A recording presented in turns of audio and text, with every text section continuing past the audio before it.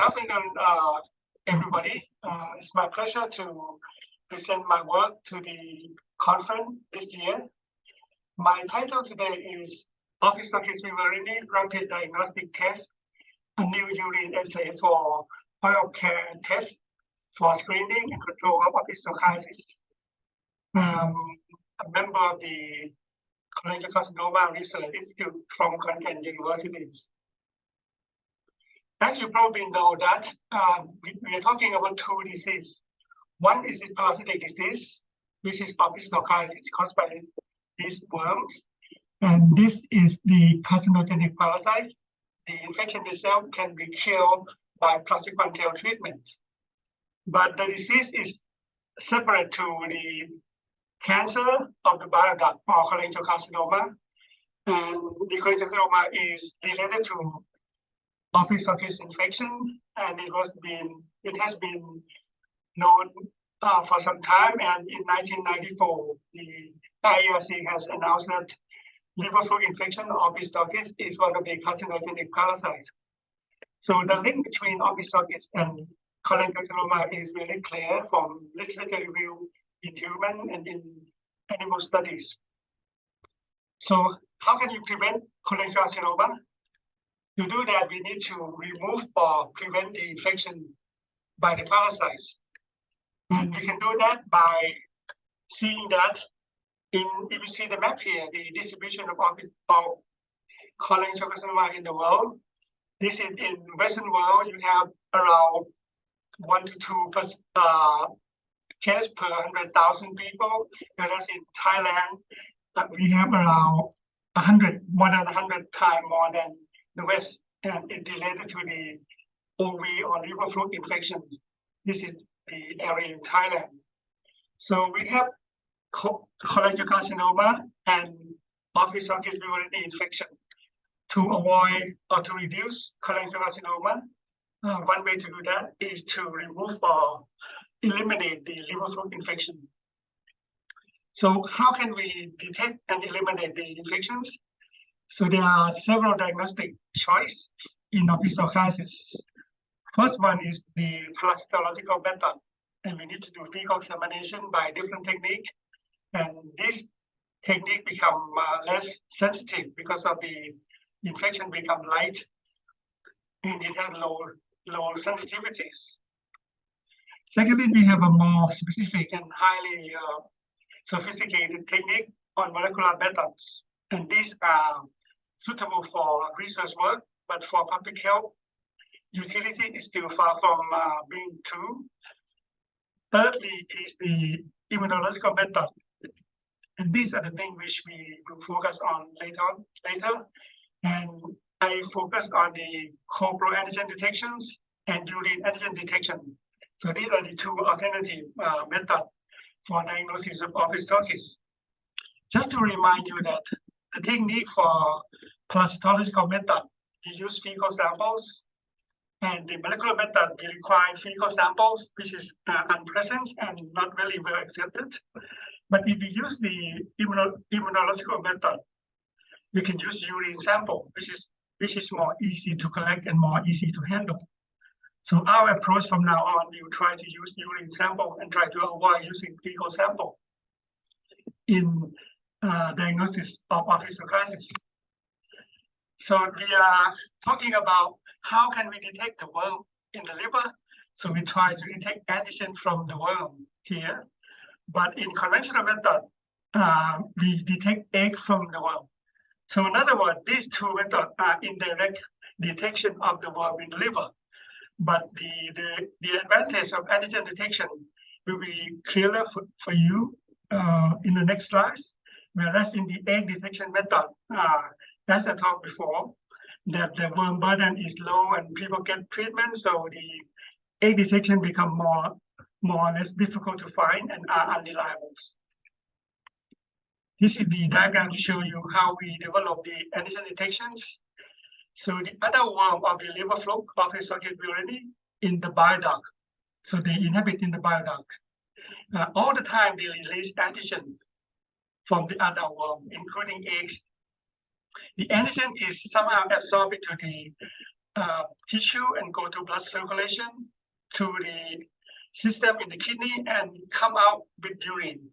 So we can detect antigen of the worm or the Orchids in the liver or in bile duct by antigen detection in urine. The second method is to get this is the worm in the liver and in the bile duct, so it secrete antigen and also release egg, come out with the intestine, coming out with fecal samples. So now we have co-flow antigens and egg in the feces. So with the presence of co-flow antigens and urine antigen, we can develop the antigen detection method instead of egg detection in the conventional method. In 2015, we have developed the ELISA method by using the monoclonal antibodies from our research to develop the technique to detect antigen in the urine by ELISA. And this method allows us to detect cases of infection with egg detection negatives. So it's become more sensitive than fecal examination. Subsequently, we apply this urine antigen detection in a large-scale study in Thailand, over 20,000 people. You can see here from the map on the left, showing the prevalence of infection by fecal examinations. So the average is around 12%. Whereas when we use urine antigen detection by ELISA, we found a prevalence of about 42%. This is 4 times higher, and you can see in different areas in Thailand. And if we compare the prevalence by antigen detection in the yellow bar and the dark bar by ABCT or egg detection, you will see a big difference between the two methods. So around 4 times difference. And when we use antigen detection, we can use not only for screening, but we also use antigen detection following treatments. So here this is the fecal examination pre-treatment. This is the egg count, and after 4 weeks after treatment, the egg count becomes negative. But if you leave them for a year later, the egg is going up. It means people get reinfections. And at the same time, in the same populations, we monitor the urine antigen detections. This is the pre-treatment antigen levels. It comes down after treatment, and a year later, it's going up, similar to the egg detection. So in this case, we conclude that antigen detection in urine can be used for screening and also for monitoring the treatment outcome. So we can measure reinfection in people who have infection, cure from treatment, and get reinfection. The reinfection study was conducted at different times, 2 weeks, 4 weeks, and 48 weeks. And you can see here that at different time of the cohort study, from 41% prevalent, 6% 2 weeks, 5% at 4 weeks after treatment, and 22% after treatment. The sensitivity of the detection by antigen ELISA is still high throughout the whole period. The previous slide that I mentioned, we used ELISA method for detection of urine antigens in diagnosis of Orchids. But the method is taking time. It takes around 6 hours to finish the ELISA. We need something more quickly. So the diagnostic work has to be improved, and based on the WHO criteria, the ASSURE criteria, so we aim to reduce the execution time of the diagnostic work down from 6 hours to 10 minutes. And that can be done by using the rapid diagnostic test. And this is the criteria of WHO that we follow. So the idea of this diagnostic test is to follow the immunochromatographic techniques. So we have the urine samples coupled with the monoclonal antibodies from our research work. So the sample run this way and interact with our antibodies and precipitate and causing line by gold particle conjugate. And we see the line of the test line and the control line. So the result from that RDT test is very simple, similar to the the widespread use of ATK for COVID-19. So if the test is positive, you have two bands, test and control. If the test is negative, you have only one band for control.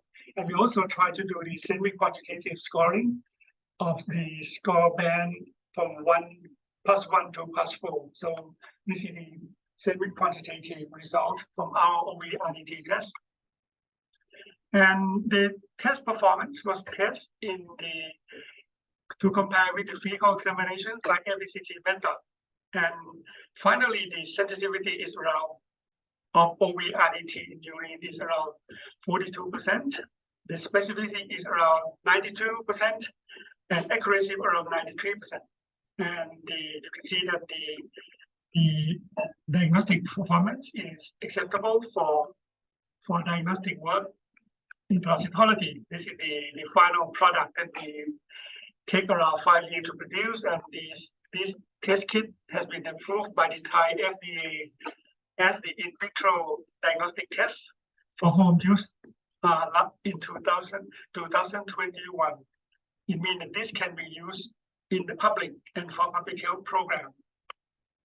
This is an example of the application of RDT or OV-RDT test in various localities in Thailand, Northeast Thailand, and compared with the ELISA.